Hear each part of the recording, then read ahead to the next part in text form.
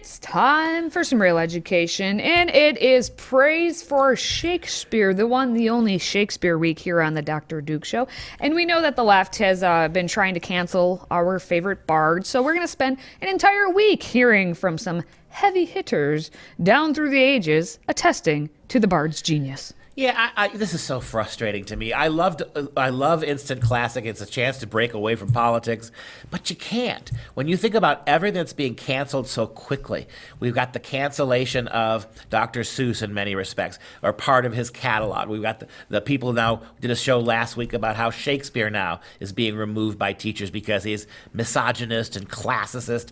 All this stuff is happening now, and we got to respond to it. Maybe next week we'll have Pepe Le Pew week, right? Because he's the latest bad actor from the past.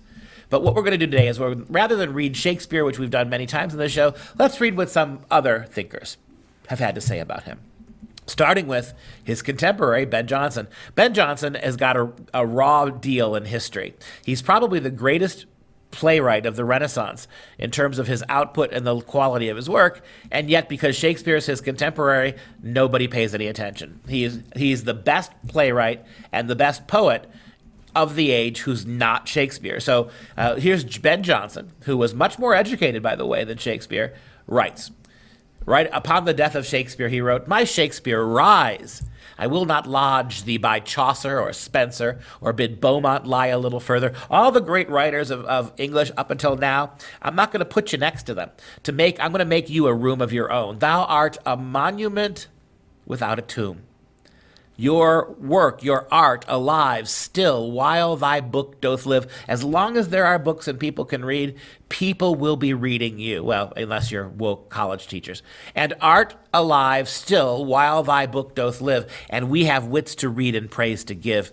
That I not mix thee so my brain excuses, I mean with great but disproportioned muses. For if I thought my judgment were of years, I should commit thee surely with thy peers. If I was talking only about the short time, I would have a small window of appreciation. I would have listed you with others, and tell how far that didst our Lily outshine, or Sporting Kid, or Marlowe's mighty line. If all we're looking at is praise for the moment, I wouldn't have done it. So again, what I love about Ben Jonson's praise of Shakespeare is that he recognizes, including his own poetry, he recognizes that the great work of his age will soon be forgotten like so much is. But Shakespeare will live on. He is a monument without a tomb. He is, in his own sense, immortal.